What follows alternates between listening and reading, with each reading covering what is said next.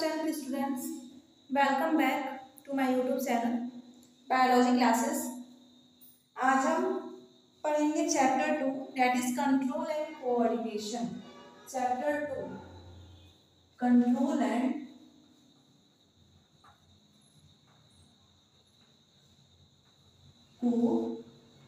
Coordination. So what is control and coordination? Control and coordination क्या है? तो इसको चलिए हम स्टार्ट करते हैं समझना। कंट्रोल एंड कोऑर्डिनेशन ये एक ऐसी प्रोसेस है जो कि किसी भी the process that allows organism to respond to stimuli and adopt to their environment is known as control and coordination. एक ऐसी प्रोसेस जो कि किसी भी ऑर्गेनिज्म को अलाउ करती है कि वो किसी भी कंडीशन में रिस्पॉन्ड कर सके और कोई भी इन्वायरमेंट को अडॉप्ट कर सके, तो इस प्रोसेस को हम कहते हैं कंट्रोल एंड कोऑर्डिनेशन। किस चीज में हेल्प करती है? रिस्पॉन्स में, रिस्पॉन्ड में एंड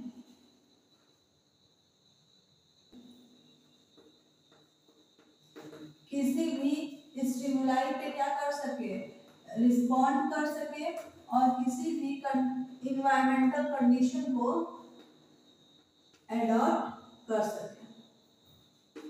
ओके, तो कौन हेल्प करता है?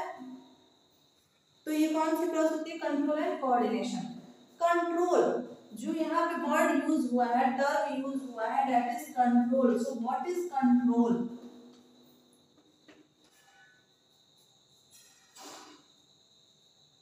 एक ऐसी एबिलिटी, इसमें हम लोग एबल हो जाते हैं, देखिए एक एबिलिटी होती है जो कि जिसमें कि हमें ये पता होता है कि कब हमें किसी भी वर्क को स्टार्ट करना है, कब उसे स्टॉप करना है एंड कब उसे स्लो डाउन करना है। एक ऐसी प्रोसेस, देखिए कंट्रोल के थ्रू हम किसी भी वर्क को स्टार्ट करते हैं, स्टॉप करते हैं, एज वेल एज स्लो कर देते हैं, ठीक है। और वही अगर हम बात करें what is coordination, what is coordination.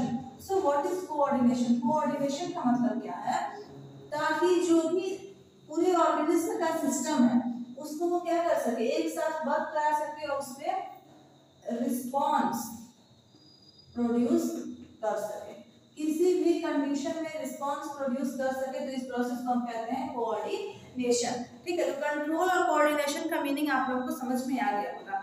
जैसे कि ह्यूमन में नर्वस सिस्टम और एंडोक्राइन सिस्टम, ये दोनों रिस्पॉन्सिबल होते हैं किसके लिए? कंट्रोल एंड कोऑर्डिनेशन के लिए। तो इन दोनों प्रोसेस के लिए ह्यूमन में कौन रिस्पॉन्सिबल होता है? Nervous system and endocrine system. Okay. Control and coordination allows organisms to adapt to their environment by responding to the internal and external stimuli. Without this process, organisms would not be able to respond to their surroundings. देखिए, control and coordination एक ऐसी process है जो कि किसी भी organism को यह अलाउ करती है कि वो क्या कर सके, एबिलिटी हो उसके पास किसी भी वर्क को स्टार्ट, स्टॉप और स्लो करने के लिए। इनफैक्ट वो कोई भी एक्टिविटी पे किसी भी कंडीशन में क्या कर सके, रिस्पॉन्स दे सके। ये दोनों जो कंट्रोल एंड कोऑर्डिनेशन की प्रोसेस है, ये कौन कंट्रोल करता है? ये किसके थ्रू होती है? तो नर्वस सिस्टम और एंडोक्राइन सिस्टम के थ्रू ही होती है। इनफैक्ट कंट्रोल एंड कोऑर्डिनेशन बहुत ही जरूरी प्रोसेस है, क्योंकि इस प्रोसेस के बगैर हम लोग अपने सराउंडिंग में रिस्पॉन्स नहीं कर पाएंगे, सराउंडिंग में हम लोग सरवाइव भी नहीं कर पाएंगे, ठीक है। अब हमें जानना है नर्वस सिस्टम ऑफ एनिमल्स। किसी भी एनिमल का नर्वस सिस्टम हम पहले समझेंगे, nervous system of animal and then हम समझेंगे nervous system of plant. Okay, तो चलिए स्टार्ट करते हैं नर्वस सिस्टम ऑफ एनिमल। हमें पढ़ना है नर्वस सिस्टम। किसका पढ़ना है नर्वस सिस्टम? तो एनिमल्स का।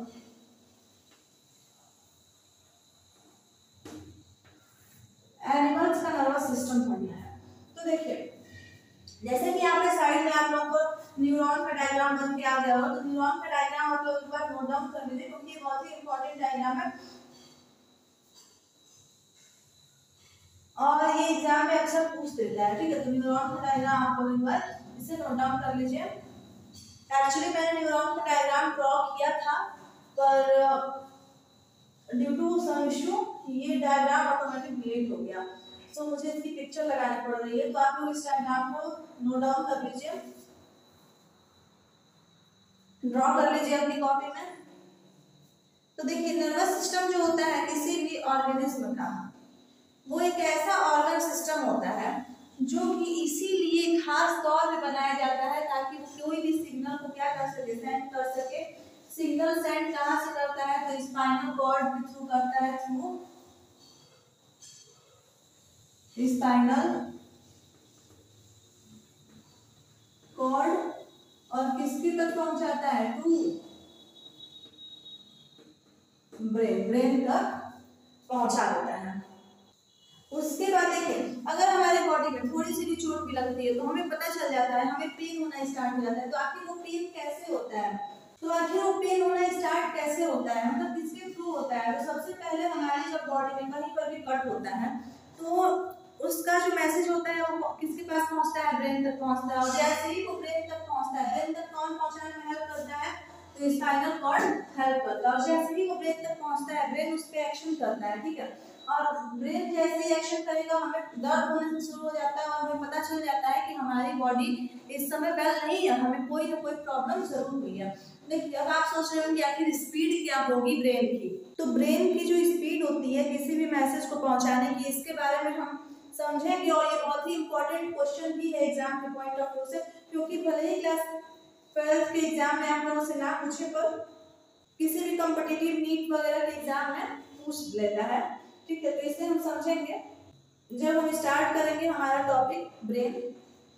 तो देखिए, नर्वस सिस्टम जो होता है वो किससे बना होता है, तो नर्वस सिस्टम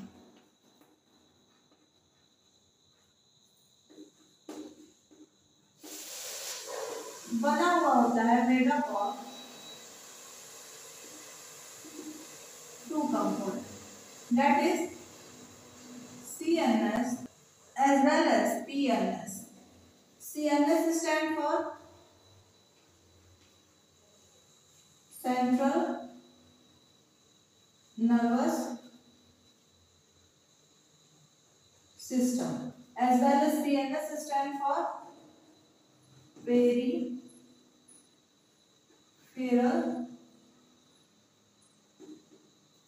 Nervous System। ठीक है, CNS क्या इंक्लूड करता है और PNS क्या इंक्लूड करता है। तो देखिए, CNS में इन्वॉल्व होता है ब्रेन, CNS इंक्लूड करता है ब्रेन को और स्पाइनल कॉर्ड को। वहीं अगर हम बात करें पेरिफेरल नर्वस सिस्टम की, तो ये इंक्लूड करता है सेंसरी नर्व फाइबर को और मोटर नर्व फाइबर को। ओके, तो देखिए, नर्वस सिस्टम बना हुआ होता है दो पार्ट से, that is CNS and PNS। Central nervous system, CNS is known as central nervous system as well as PNS is known as peripheral nervous system. CNS involve brain as well as spinal cord, whereas PNS include sensory nerve fiber as well as motor nerve fiber. So we have to know about something about nervous system that include first neuron. What is neuron? हमें neuron के बारे में जानना है। ठीक है, neuron, glia, axon, dendrites और synapse, इन सब के बारे में हमें समझना है। So first we have to know about neuron. What is neuron?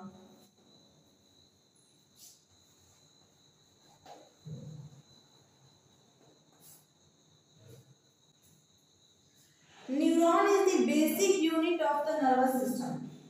ठीक है, न्यूरॉन क्या है, बेसिक यूनिट है किसी भी नर्वस सिस्टम की। तो neuron basic unit of nervous system.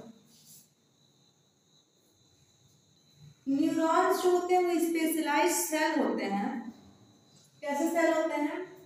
Specialised cell होता है, यानी कि इन्हें बनाया ही गया रहता है किसी एक स्पेशल पर्पस के लिए। और वो पर्पस क्या है? तो ये एक स्पेशलाइज्ड सेल होते हैं जो कि डिटेक्ट करते हैं, पता लगाते हैं किसका? स्टिमुलाई का। Detect stimuli as well as and change in environment।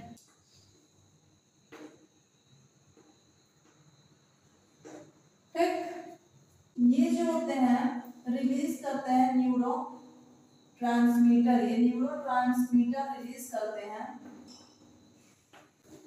Neuro transmitter क्या करता है कि ये ट्रांसमिट करता है, मतलब ट्रांसमिट करता है किसको? किसी भी इंफॉर्मेशन को किस तक पहुंचाता है? इंफॉर्मेशन को ब्रेन तक। ठीक है, तो this is all about neurons. Neurons जो होते हैं वो बेसिक यूनिट होते हैं नर्वस सिस्टम के। न्यूरॉन्स एक ऐसे सेल होते हैं जिन्हें खास तौर पे इसीलिए बनाया गया होता है ताकि कोई भी स्टिमुलाई और कोई भी इन्वायरमेंट की चेंज को डिटेक्ट किया जा सके। As well as neurons neurotransmitter secrete करते हैं। न्यूरोट्रांसमीटर सीक्रेट करते हैं और न्यूरोट्रांसमीटर्स की हेल्प से ही कोई भी इंफॉर्मेशन ब्रेन तक ट्रांसमिट हो पाती है। अब सेकंड आता है glia. Glia, so what is glia? इस सेल के ना फंक्शंस बहुत सारे होते हैं, मैनी फंक्शंस होते हैं। ग्लिया के बहुत सारे फंक्शंस होते हैं जिसमें इंक्लूड होता है इम्यून रिस्पॉन्स। ठीक है, development function, developmental functions, as well as ये रिसाइकल करते हैं। रिसाइकल करते हैं किसको? किसको रिसाइकल करते हैं? न्यूरो ट्रांसमीटर्स को। न्यूरो ट्रांसमीटर्स को ये रिसाइकल भी करते हैं। ठीक है, तो ये है ग्लिया के बारे में। देखिए, ग्लिया के कुछ फंक्शंस होते हैं जैसे कि इम्यून रिस्पॉन्स करते हैं और डेवलपमेंट फंक्शन में भी हेल्प करते हैं। इनफैक्ट ये रिसाइकलिंग का भी काम करते हैं। Recycling in the sense neurotransmitter की रिसाइकलिंग भी ये करते हैं। Okay, so third we have to know about axon. What is axon? And then dendrite and then synapse. Third one is axon. ये जो होते हैं लॉन्ग स्ट्रक्चर होते हैं जो कैसे होते हैं? केबल जैसे होते हैं, केबल लाइक, यानी कि तार जैसे लॉन्ग स्ट्रक्चर होते हैं जो क्या करते हैं? कैरी करते हैं मैसेज को। जो भी मैसेज सेल पहुंचाना चाहता है ब्रेन के पास, उनको ये कैरी करके रखते हैं। और ये कवर्ड होते हैं। कवर्ड होते हैं किससे? प्रोटेक्टिव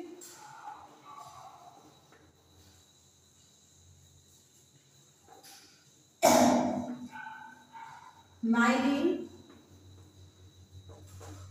शीट से। प्रोटेक्टिव माइलिन शीट से कवर होते हैं। और ये प्रोटेक्टिव माइलिन शीट क्या करती है? ये स्पीड अप कर देती है किसका? Transmission of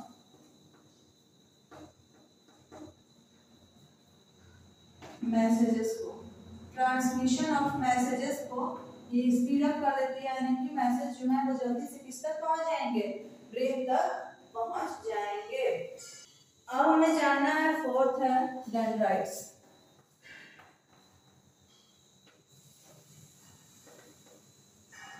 dendrites, what is dendrites?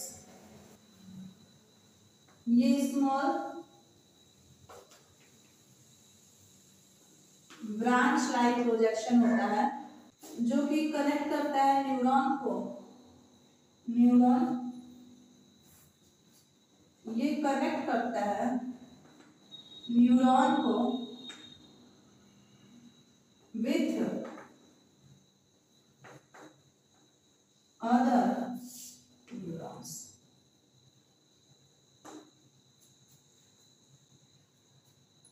And fifth one is synapse. So what is synapse? ये जंक्शन होता है, जंक्शन बिटवीन टू नर्व्स, जहां से कि मैसेजेस जो है, मैसेजेस वो क्या हो सके, ट्रांसफर हो सके। और कैसे होगा? तो डिफ्यूजन के थ्रू। डिफ्यूजन किसकी होगी? तो डिफ्यूजन की प्रोसेस होता है न्यूरो ट्रांसमीटर्स का। तो ये प्रोसेस समझ में आ गई। सबसे पहले हमने न्यूरॉन और ग्लिया के बारे में पढ़ लिया। अब हमें जानना था एक्सॉन क्या होता है। तो एक्सॉन जो होता है वो लॉन्ग केबल लाइक स्ट्रक्चर होता है जो कैरी करता है मैसेजेस को, और ये कवर्ड होता है प्रोटेक्टिव माइलिन शीट से। प्रोटेक्टिव माइलिन शीट जो होती है वो स्पीड अप करती है ट्रांसमिशन ऑफ मैसेजेस को। डेंड्राइट्स जो होते हैं वो स्मॉल ब्रांच लाइक स्ट्रक्चर होते हैं, प्रोजेक्शन होते हैं जो कनेक्ट करते हैं न्यूरॉन को अदर न्यूरॉन से। वहीं साइनेप्स की अगर बात करें, साइनेप्स जो होते हैं वो दो नर्व्स को क्या करते हैं, आपस में कनेक्ट करते हैं, ऐसे जंक्शन होते हैं।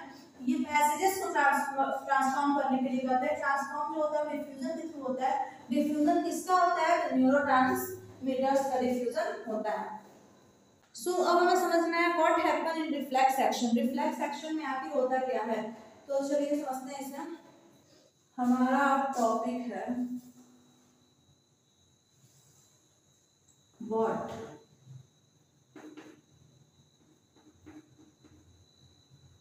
happens in reflex action। जब रिफ्लेक्स एक्शन होता है तो क्या होता है? तो देखिए रिफ्लेक्स एक वर्ड है जो कि हम लोग नॉर्मली यूज करते हैं तब जब हम एक दूसरे से किसी चीज के बारे में अचानक से कोई सडन एक्शन के बारे में बात कर रहे होते हैं।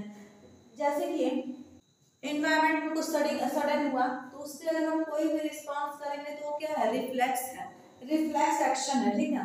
अगर हम कहते हैं कि I jumped out of the way of the bus reflexly, मैंने अचानक से क्या किया? बस के बाहर जंप किया। या फिर अगर मैं ये कहती हूँ कि I pulled my hand back from the flame reflexly, जहाँ पे कि आग जल रही थी वहां से मैंने अपने हाथ क्या किया? अचानक से हटा लिया। या फिर I was so hungry my mouth started watering reflexly, मैं ये कहती हूँ कि मुझे क्या हुआ है? बहुत तेज भूख लगी है और ऐसा मुझे अचानक से मतलब बहुत तेज भूख लगी है। तो ये चीज क्या है? रिफ्लेक्स एक्शन है। हमारा माउथ वाटर करने लगा। जब बहुत तेज भूख लगी तो हमारा माउथ क्या होने लगा? वाटरिंग करने लगा। तो ये क्या है? एक रिफ्लेक्स एक्शन है। तो इसका अचानक से हमारा मतलब क्या होता है? जब ये रिफ्लेक्स अचानक से होता है तो इसका हमारा मतलब क्या होता है? तो एक कॉमन आइडिया, जैसे कि एक एग्जांपल हम लेते हैं कि हम लोग कुछ कर रहे हैं, ठीक है, बिना सोचे बिना समझे हम लोग अगर कुछ कर रहे हैं या फिर हम लोग कुछ फील कर रहे हैं तो हमारे रिएक्शंस पे कोई कंट्रोल नहीं होगा। अगर हम बिना सोचे समझे कुछ कर रहे हैं या फिर कुछ फील कर रहे हैं तो उसमें हमारे रिएक्शंस पे कोई कंट्रोल नहीं होता है। तो ये सिचुएशन ऐसी होती है जब हम रिस्पॉन्ड कर रहे होते हैं कुछ एक्शन पे ताकि हमारा इन्वायरमेंट क्या हो जाए? चेंज हो जाए। तो इसको हम कहते हैं कंट्रोल एंड कोऑर्डिनेशन। देखिए अगर हमारे अंदर कंट्रोल एंड कोऑर्डिनेशन नहीं होता तो हम कोई भी काम कर रहे होते बिना सोच समझे तो हम क्या उस पर कंट्रोल कर पाते? नहीं कर पाते। उस पर हम कोई भी एक्शन नहीं ले पाते, हम कोई भी रिस्पॉन्स नहीं कर पाते। लेकिन हम रिस्पॉन्स कर लेते हैं तो किसके थ्रू कर लेते हैं? तो कंट्रोल एंड कोऑर्डिनेशन के थ्रू ही हम लोग रिस्पॉन्स कर पाते हैं। तो अगर हम लोग रिस्पॉन्स कर रहे हैं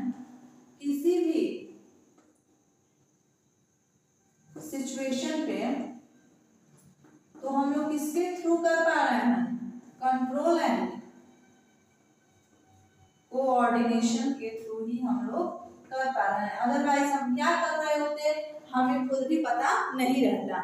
ठीक है, अब हमें ये जानना जरूरी है कंट्रोल एंड कोऑर्डिनेशन ब्रेन के कौन से पार्ट है जिससे कि हमारी सभी एक्टिविटीज कंट्रोल और कोऑर्डिनेट हो पाती है। तो ये सब कुछ हम डिटेल में समझेंगे जब हम अपना टॉपिक स्टार्ट करेंगे और ब्रेन, ठीक है, ह्यूमन ब्रेन का जब हम टॉपिक स्टार्ट करेंगे तो ये सब कुछ हम डिटेल में समझेंगे।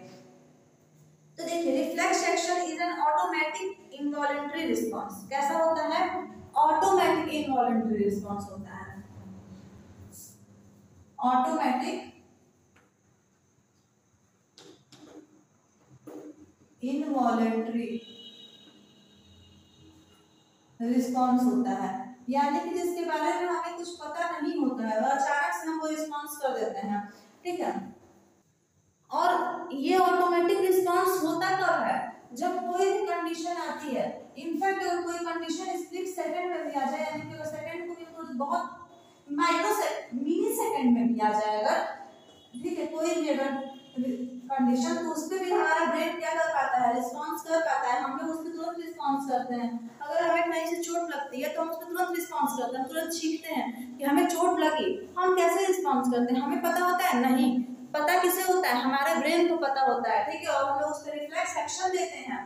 ठीक है, कि हमें चोट लगी, हम लोग सेकंड्स भी नहीं लगते हैं कि हम लोग उस पर रिस्पांस कर देते हैं कि हमें चोट लग गई। तो देखिए, ये जो पूरा कोऑर्डिनेशन है ना, ये कैसा कोऑर्डिनेशन है? कॉम्प्लेक्स कोऑर्डिनेशन है। ये पूरा कोऑर्डिनेशन कैसा है? Complex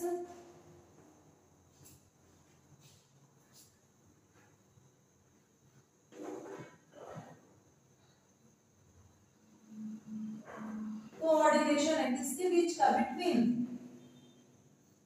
our body and brain. देखिए, तो हम लोग जब हमें कुछ हो रहा है, हमें चोट लग रही है, तो हम जब उस पर रिस्पॉन्स कर रहे हैं तो ये किसके बीच का रिलेशन है?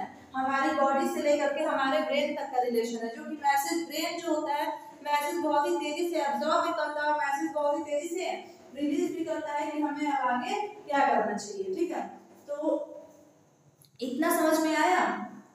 तो रिफ्लेक्स एक्शन के दौरान होता क्या है? तो सबसे पहले स्टिमुलस, देखिए जो रिसेप्टर होता है, हम लोग का मान लीजिए कि स्किन है, स्किन में अगर थोड़ी सी चोट लग गई तो हमें तुरंत पता चल जाएगा कि हमें चोट लगी है। इनफैक्ट अगर मान लीजिए कि टेम्परेचर चेंज हो रहा है तो टेम्परेचर चेंज होता है, ये भी हमें किससे पता चल जाता है? हमारी स्किन से पता चल जाता है। हमारी स्किन हमें बता देती है कि टेम्परेचर क्या हुआ है?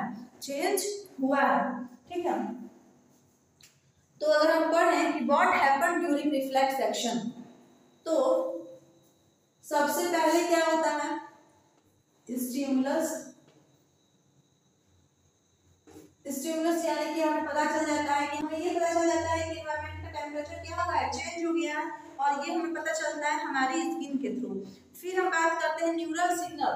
नेक्स्ट जो होता है, फर्स्ट है स्टिमुलस, सेकंड होता है न्यूरल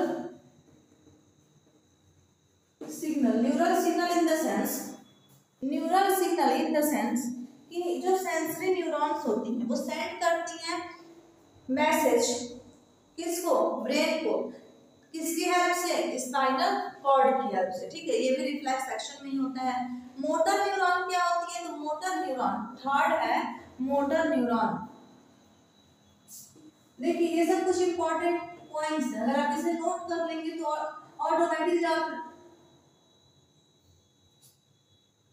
ऑटोमेटिक आप इसे रिवीजन करेंगे ना एग्जाम के टाइम में, तो आप लोगों को याद आ जाएगा मोटर न्यूरॉन। ठीक है, अगर आप लोग इसके नोट्स चाहिए होंगे तो आप लोग कमेंट सेक्शन में मेंशन कर दीजिएगा, मैं इसका नोट्स भी आप लोगों को पीडीएफ के फॉर्म में प्रोवाइड कर दूंगी।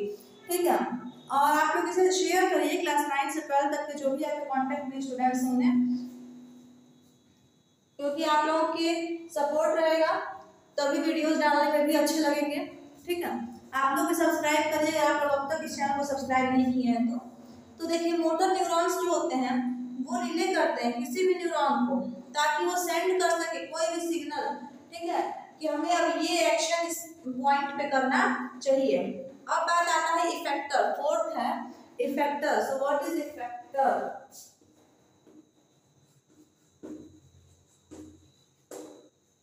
The motor neuron send an electrical impulse to an effector which produce a response. Effector क्या करता है? रिस्पॉन्स प्रोड्यूस करता है। जब मोटर न्यूरॉन उसको इलेक्ट्रिकल इम्पल्स सेंड करती है तो जैसे कि जो मसल होते हैं वो कॉन्ट्रैक्ट होते हैं। जब आप अपना हैंड क्या करते हैं? आगे की तरफ बढ़ाते हैं। जब भी हम अपना हाथ आगे की तरफ बढ़ाते हैं तो हमारी मसल्स क्या होती हैं? कॉन्ट्रैक्ट होती हैं। अदरवाइज हम जैसे ही अपना हाथ फिर से सिकोड़ते हैं, फिर से अपने हाथ को बेंड करते हैं तो हमारी जो भी मसल्स होती हैं वो क्या हो जाती हैं? नॉर्मल स्टेज में आ जाती हैं। अदरवाइज जब हम इसे फैलाते हैं अपने हाथ को तो हमारे मसल्स क्या होती हैं? कॉन्ट्रैक्ट होती हैं। तो ये किसकी वजह से होता है? इफेक्टर की वजह से होता है। ठीक है, तो जो भी न्यूरल सिग्नल्स होते हैं जो भी ट्रिगर करते हैं रिफ्लेक्स एक्शन को, वो कभी भी ये जरूरी नहीं है कि वो हमेशा ब्रेन तक ही पहुंचे, क्योंकि इसके कुछ ऑटोमेटिक रिस्पॉन्स भी हो जाते हैं। जैसे कि हम कुछ ऐसा सोचते हैं अचानक से, हम अचानक से उस पर एक्शन ले लेते हैं। जरूरी नहीं है कि हम हर एक्शन को ब्रेन के ही थ्रू लेंगे। कुछ एक्शन ऐसे होते हैं जो कि हम ऑटोमेटिक स्पाइनल कॉर्ड तक भी मैसेज पहुंचा तब तक हम उस पर एक्शन ले लिए होते हैं। ठीक है, तो अब हमारा नेक्स्ट और मेन टॉपिक स्टार्ट होगा, दैट इज ह्यूमन ब्रेन। अब हमारा मेन टॉपिक स्टार्ट हुआ है, वो क्या है? ह्यूमन ब्रेन, जिसके बारे में हमें बहुत ही डिटेल स्टडी करनी है। तो सबसे पहले हम ह्यूमन ब्रेन का स्ट्रक्चर ड्रॉ कर लेते हैं। ठीक है,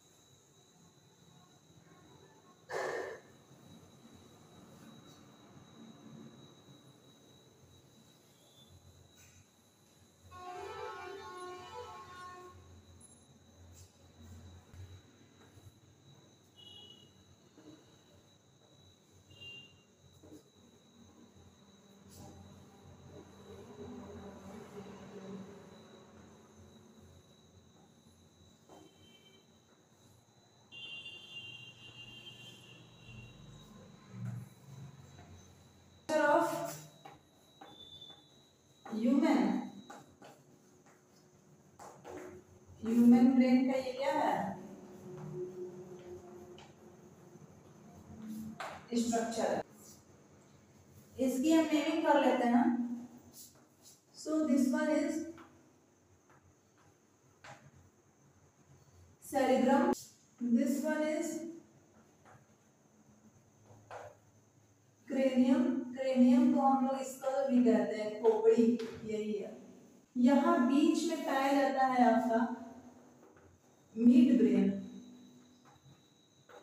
हिंड ब्रेन ये सब का नाम सुने होंगे, तो ये बीच में पाया जाता है मिड ब्रेन। अभी हम सबके बारे में डिटेल स्टडी भी करेंगे। यहाँ नीचे है स्पाइनल कॉर्ड, ये है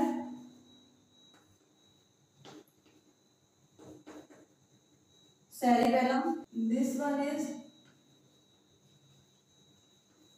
medulla, and this one is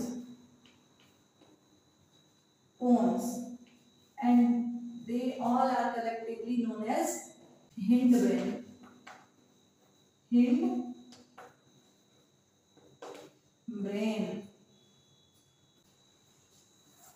This one is pituitary gland. Pituitary gland. Here is the presence of hypothalamus, and these all are known as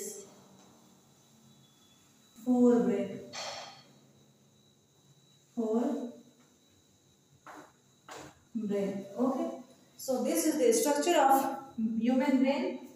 Okay, so अब हमें पढ़ना है ह्यूमन ब्रेन के बारे में, ह्यूमन ब्रेन की कैपेसिटीज के बारे में, ह्यूमन ब्रेन के एक एक फंक्शन, एक एक पार्ट्स के फंक्शंस के बारे में डिटेल स्टडी करना है।